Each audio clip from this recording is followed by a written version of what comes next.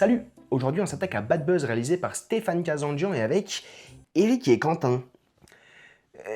C'est qui Eric et Quentin? Mais si, Eric et Quentin. Eric et Quentin qui? Eric et Quentin est un duo humoristique formé à la télévision par les acteurs et écrivains Eric Metzger et Quentin Margot. Bon, c'est des mecs qui faisaient des sketchs dans le Petit Journal sur Canal puis sur Quotidien. Ça a moins bien marché qu'Omar et Fred parce que c'était pas marrant. Super! Donc, le film s'ouvre sur Émeric et Corentin, là, déguisés en vache, qui animent une émission pour enfants hyperactifs qui donne sincèrement envie d'être regardé.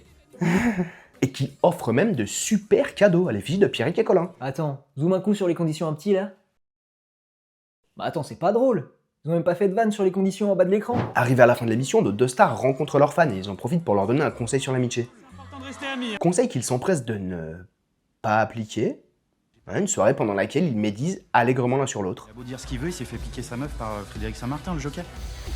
Non, mais si tu veux, le problème, c'est que là, les deux couillons, ils ont fait un film de merde. Globalement, ce qu'il faut retenir, c'est qu'au bout de 1 minute de buddy movie, nos deux buddies le sont déjà plus. C'est comme si au début d'un road movie, la bagnole, elle démarrait pas.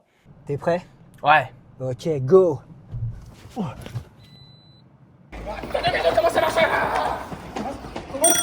on fait? Le méchant du 5e élément les invite à danser quand soudain, et attention, c'est le cœur dramatique du film, Eric tombe. Il s'agrippe au pantalon de Quentin, ce qui le met le cul à l'air, et un chien en profite pour lui enculer le cul. Suite à quoi, il s'engueule et décide de mettre fin à leurs 10 ans d'amitié. Mais ferme ta gueule! Ah bah merci. Quentin se réveille auprès de sa femme, interprétée par Marianne Chazelle. 31 ans d'écart. Ouais. Et il va lui préparer un bon petit jus sur une bonne musique de baiser.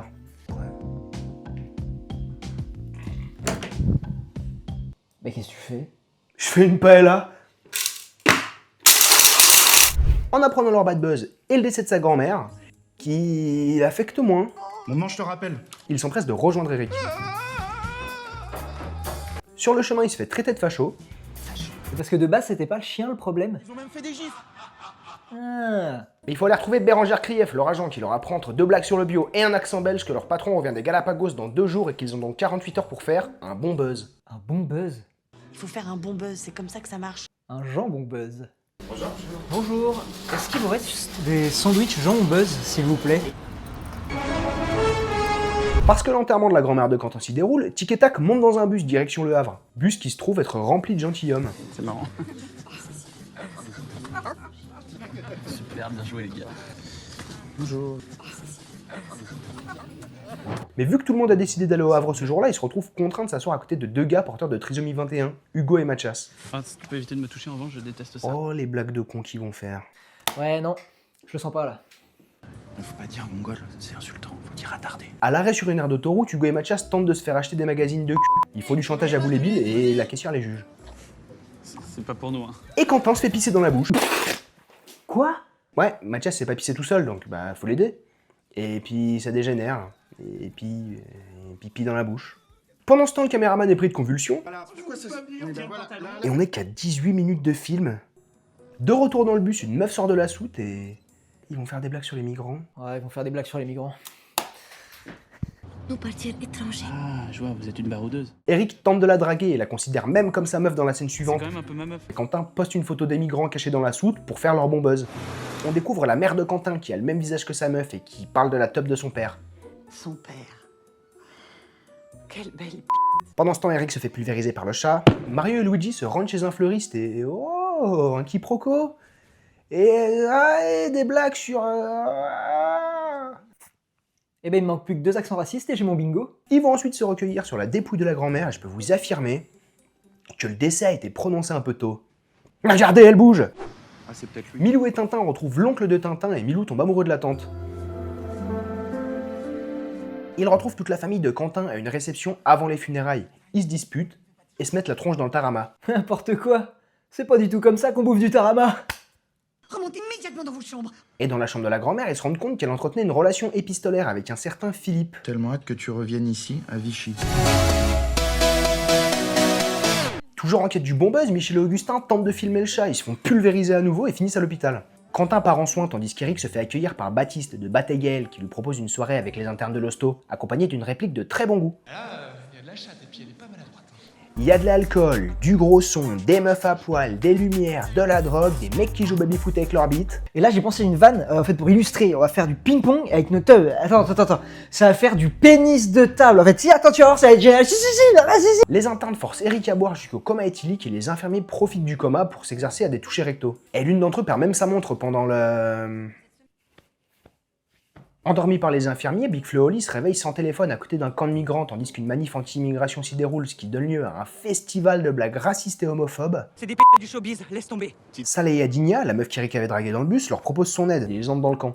Ils se font arnaquer par un caméo et échangent leur fringues contre un téléphone. Ouais, si tu veux.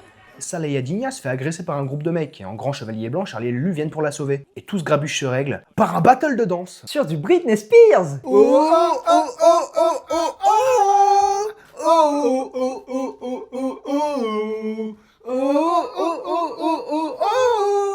Il gagne le battle. Saleh Adinha tente de s'enfuir pour l'Angleterre en se cachant sous un camion, mais Eric ne peut supporter de voir l'amour de sa vie partir. Ils se connaissent quand même depuis 2 jours. Donc Quentin lance une pierre sur le camion, ce qui attire l'attention du chauffeur et qui grille sa cachette. Elle engueule Eric et lui ordonne de devenir son mari. Attends, pause. Donc, ils viennent de niquer sa vie dans le move le plus égoïste de l'histoire, de lui briser son rêve, puisqu'elle le dit que son rêve c'était de rejoindre l'Angleterre. Ils se sont comportés comme des gros tas de merde tout le long, les a rencontrés littéralement avant-hier, mais elle est ok pour se marier avec lui? Ouais, exactement. Fast forward, ils arrivent à l'enterrement. La tante de Quentin, frustrée par son mari, va aider Mathias à pisser, mais émerveillé par la taille de son membre, il baise. Quentin fait un discours pour sa grand-mère et bouquet final, on a les accents racistes. m'appelait Monsieur Cacao. Moi, monsieur constipé. Bingo! Le chat revient comme Zidane en 2005, ce qui donne lieu à l'ultime affrontement au cours duquel le chat perd la bagarre, puis la vie. C'était sans compter sur nos bons samaritains qui le réaniment, le tabassent, bref, il est vivant. Hugo les a filmés, ils ont leur bombeuse et tout le monde est heureux sauf la grand-mère parce qu'elle est morte, et c'est la fin du film. Bon... attends, c'est quoi ce bordel là? Wow. Ah bah non, pas du tout, absolument pas, non. Bon, bah c'était pas bien, vraiment pas bien. La preuve, il a casté l'échelle à MDM. À MDM? Ah bah si, l'échelle Arthur Malédiction de merde. Ah! Celle qui détermine à quel moment un film de merde devient drôle. Et bah Bad Buzz c'est tellement nul qu'il est redevenu pas drôle. Le film a écopé d'un 0,9 de la part des spectateurs sur Allociné, d'un 1,9 sur Sens Critique. Le film est objectivement détestable, même le réalisateur il sait que c'est nul. Il le dit lui-même que le truc a pas de trajectoire. Et c'est sans parler de l'échec total que ça a été, mais on va y revenir. C'est en sortie de Pattaya qui a accumulé 2 millions d'entrées que Stéphane Kazandjian se retrouve avec un scénario dans les mains écrit par nos deux comiques et poussé par leur notoriété du petit journal. Et si on en croit Stéphane, le scénario avait un peu de potentiel quand même. Mais là, mon gars, t'es face à une Ferrari, un bijou d'écriture, mon pote. Oui, non, si, c'est marrant. C'est marrant, il y a juste un ou deux trucs qui me chagrinent un peu, bon... Non, mais là, on va retourner le cinoche avec ça, mon pote. Je te garantis 6 semaines au top des entrées. T'as plus qu'à bien filmer, mon coco, on va se faire un pognon monstre. Il y a juste un ou deux trucs qui me chagrinent un peu, bon, voilà, s'il y a juste moyen... Est-ce que je peux changer? Tu touches, je te crame ta famille.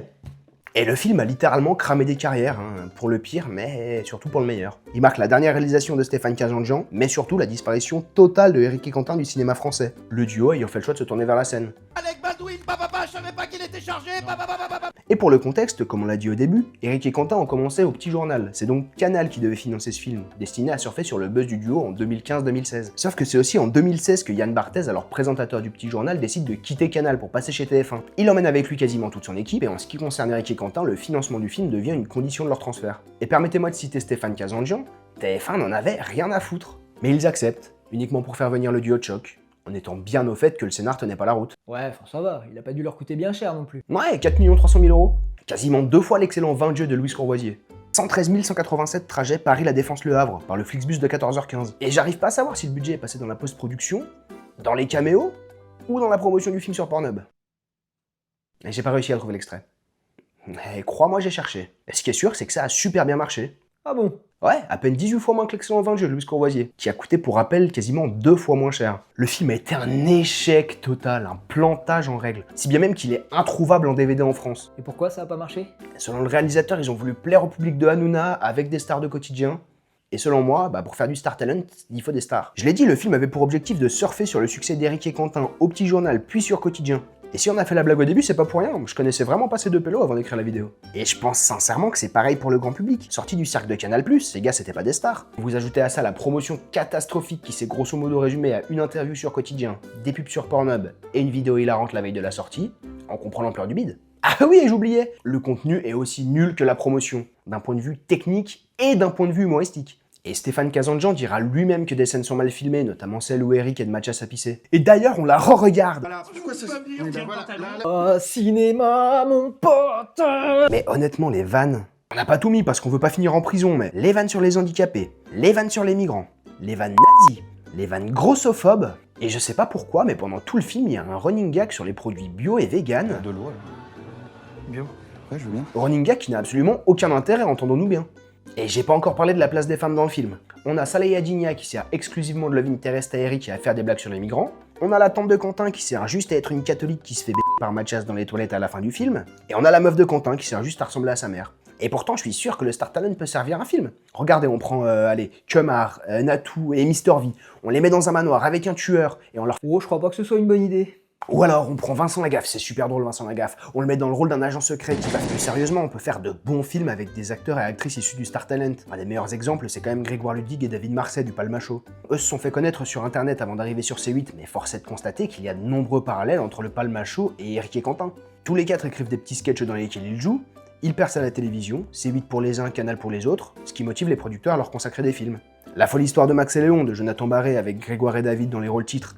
C'est loin du chef-d'œuvre et c'est même pas réellement rentable, mais il reçoit un accueil critique plutôt encourageant, tout en cumulant plus d'1,2 million d'entrées. Et depuis ce film, le Palma Show a continué de grimper les échelons dans le cinéma, en particulier avec Quentin Dupieux, chez qui ils ont souvent des rôles. On les retrouve notamment en tête d'affiche de Mandibule, qui malgré ses défauts est très loin d'être un mauvais film et qui est même très bon par moments. Grégoire Ludig occupe le devant de la scène dans le très bon Au Poste de Dupieux, toujours avec Benoît Poulvord. Et en 2024, Grégoire tient même le rôle du mari de Camille Cotin dans 3 amis d'Emmanuel Mouret, que je vous conseille. Tout ça pour dire qu'à mon avis, le grand public ne va pas au cinéma pour y voir des stars de la télé ou de YouTube, tout simplement parce que le grand public ne les connaît pas. Baser tout un film sur cette idée, c'est une erreur. Quand le Palma Show ou un de ses membres intervient dans un film, ce sont des acteurs et ils interprètent un personnage. Quand Eric et Quentin interviennent dans Bad Buzz, c'est Eric et Quentin. Le grand public les connaît pas, ces types. Et voir un film uniquement basé sur un duo quand tu connais pas le duo, eh ben c'est pas facile. Pareil dans Nous les Leroy de Florent Bernard, il y en a des gens d'internet. Mais à chaque fois, ils jouent un rôle, ils font un travail d'acteur qui les dissocie du personnage qu'ils interprètent. Et en plus, ils sont aidés par l'écriture de Flaubert, qui est juste super drôle.